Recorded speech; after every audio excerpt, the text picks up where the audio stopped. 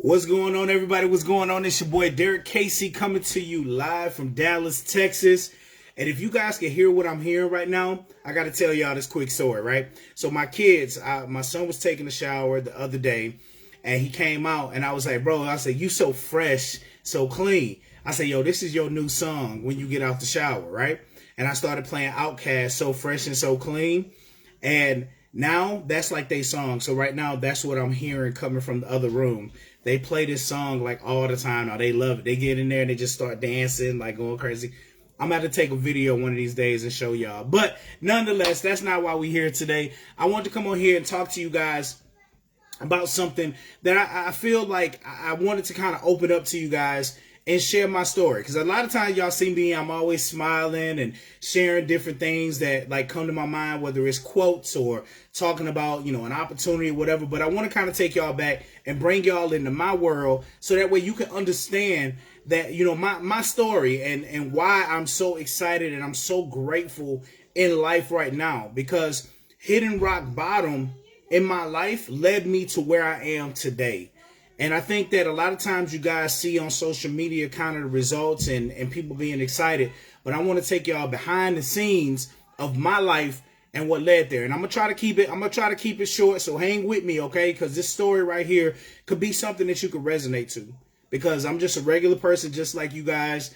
And I just want you guys to see like I'm real. So I'm going to be very transparent with you guys today. All right. So if you got some people, tag them, share this video. Because this is great. This is a great story for you. So anyways, so a lot of y'all have been seeing me share things on my page about some information that's helping a lot of people and has truly helped me out along the way. But let me take you back a few years ago in my life, right?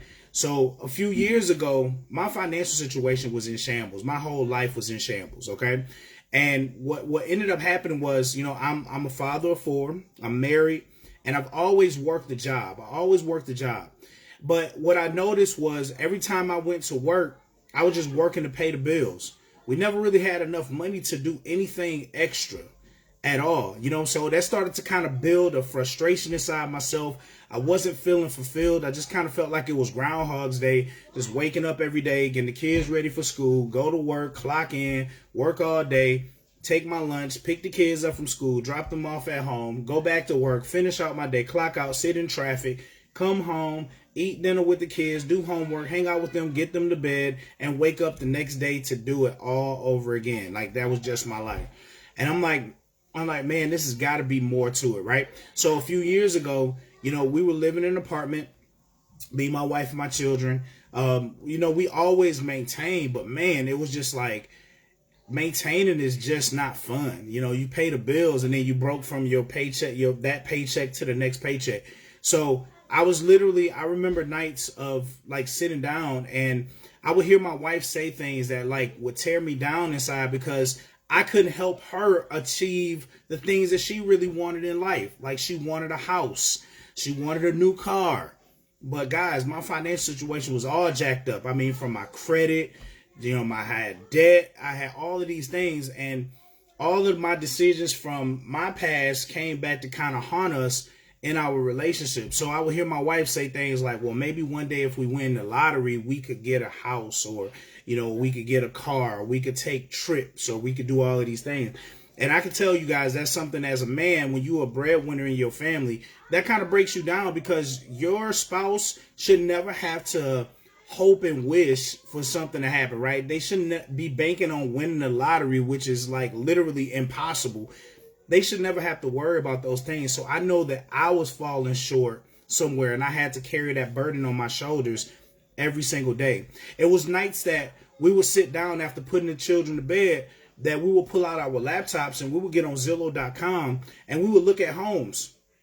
And in that moment, it would just take us from the reality that we weren't even close to achieving those things. But in that moment, we felt happy. We got a chance to share that moment together. And we would look at houses and my wife would be looking at the kitchen and the rooms and she would be decorating them and saying what kind of color scheme she wanted and what the backyard would look like and all of these different things. And in that moment, it just sounded so amazing. It felt so good inside.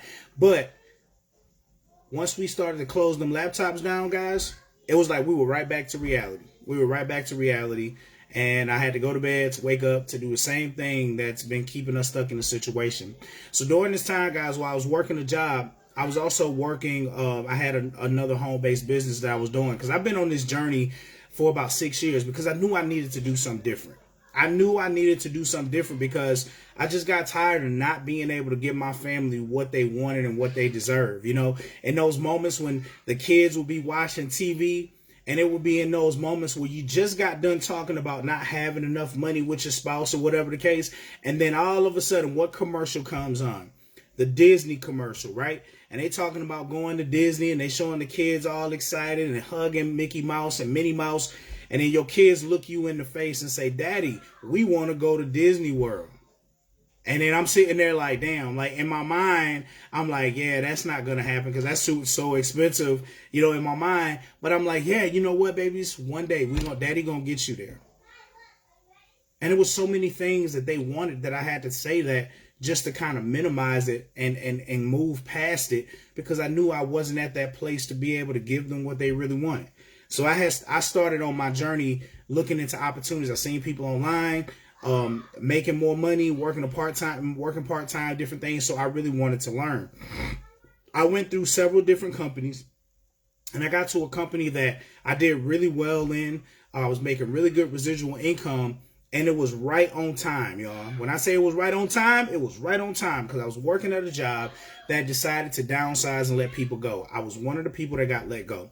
And for the first time in my life, in that moment, I was able to experience what freedom really felt like, because I already had the money that had surpassed what I was making at my job. So now I could fall back on that, and I could be home more and do those things. So during this time, guys, it was a great feeling. I walked in. I remember sitting with the director and one of the top people in the company, and they were like, you know, dropping the bad news, and they thought that I was going to freak out, and I didn't. I said, you know what? I totally understand.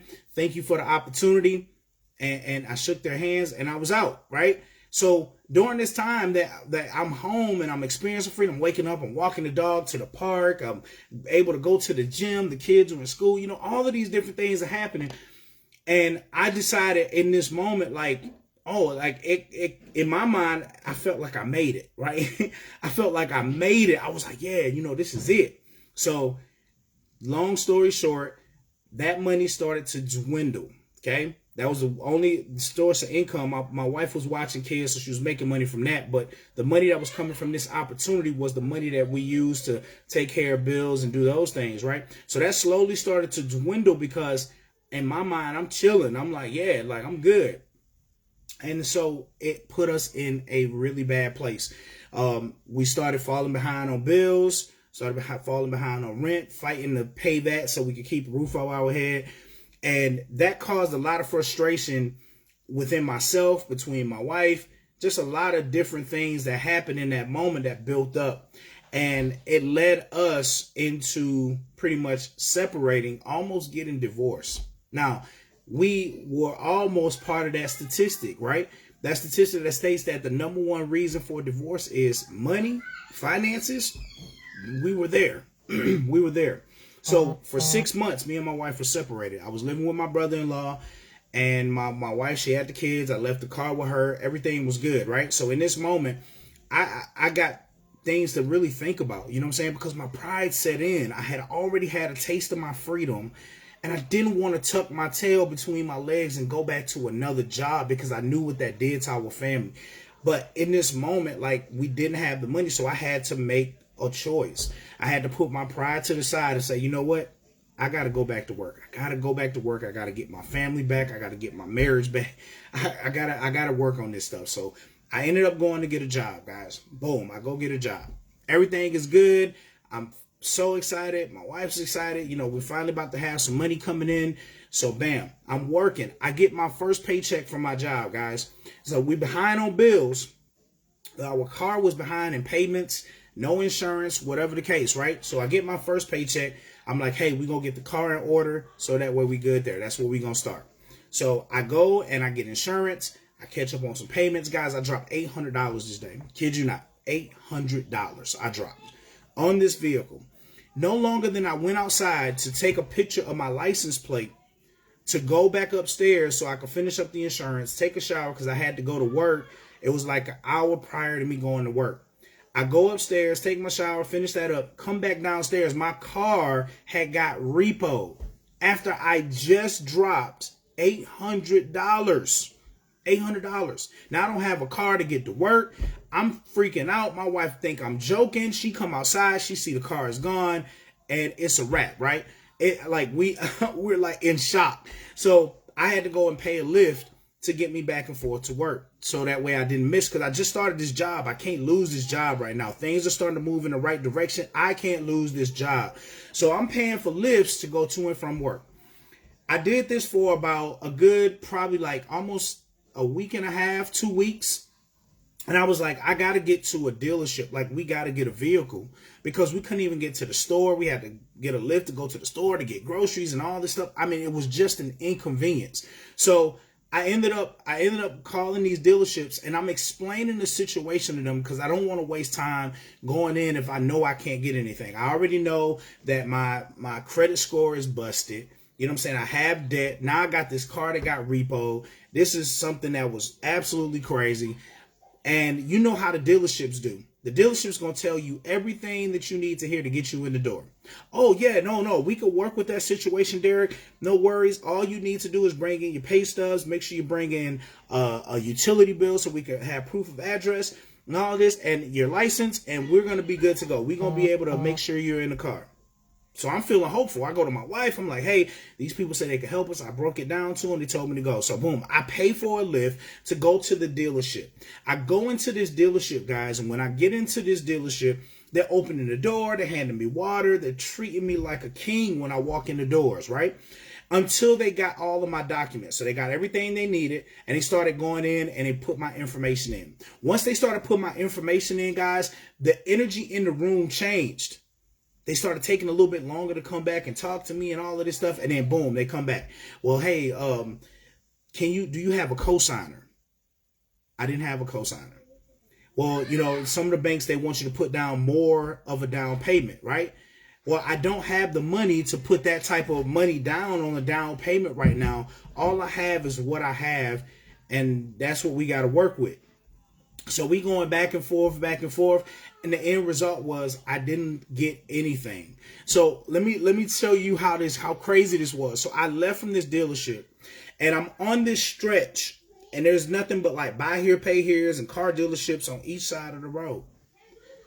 I'm walking down the highway, just walking to dealerships, like literally looking like I'm begging them to get me into a vehicle. Like, I'm begging them. During this time, guys, as I'm walking down, it starts to downpour. And when I tell you that moment in my life, I was like, this can't be real life right now. This can't be real life. Like, I'm feeling so down on myself. I'm feeling depressed, all these different things. And bam, I'm just like, man, I don't know what to do. So I ended up going to the worst place possible. I went to a buy here, pay here, because when all else fails, you go there, they'll help you get something, but you're definitely going to pay for it. But at this moment, my back's against the wall. When you have nothing but bad credit and all of these different things, you know what I'm saying? Like, your back's against the wall. You know what I'm saying? So hold up real quick.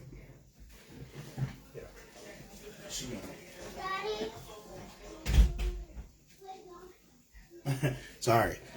My kids always pop up. So in this moment, guys, when you are in your when you overpaying the taxes, you got bad credit, you got debt, all of these different things, you're at your most vulnerable moment. So when you go in these dealerships, they take advantage of you. So I go to this buy here, pay here, and I'm sitting down, I'm talking with them and everything, and we work everything out. They can get me into a vehicle, and then bam, I go ahead and I start getting into the paperwork, right? We finally get a vehicle. They sold me a 2012 Chevy Malibu, 2012, okay? Had 100 and some thousand miles on it. Didn't really want it, but now I got to pay this high interest rate. I think I was upwards of like 19% in there, but I needed the vehicle. I couldn't turn away this vehicle. I had to go ahead and take that L and keep it moving, right? So I get this vehicle. Everything's cool. Now let me show you what happened, right? Because I was in my most vulnerable moment, My credit score was busted. You know what I'm saying? Overpaying, all these different things. My financial situation was just not intact. When I got this vehicle, I had this vehicle. Now, mind you, this vehicle got us from point A to point B. You know, we were on the highway. But one thing that we started to notice after about 6 months or so, we started to notice that the car was like shaking, doing these different things or whatever the case. So we went and got some new tires thinking that was it. All of this stuff. And then we ended up, after a while, we were like, okay, we probably should look into getting something else because this car doesn't seem safe. So I ended up calling this dealership, right? And this was about a year and 3 months later after getting this vehicle. And I called a dealership and I say, hey, you know, we need a bigger vehicle. We can only fit our family, but when we have other people, we don't have enough room. So I need a vehicle with a third row seat or maybe even a van, right? Yeah, we were looking at vans too, right?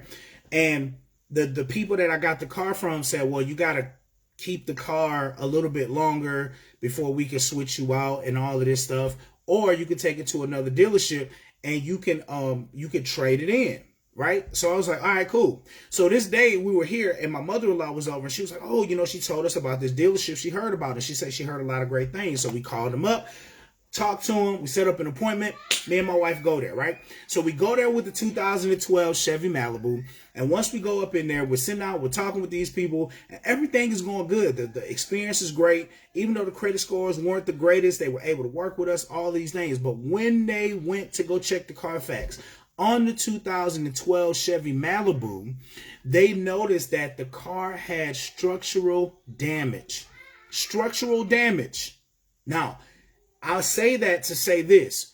When your financial situation isn't in order and your credit score is busted and all of these different things, when I told you that these companies will take advantage, they took advantage of me knowing that they were selling me a car that had structural damage.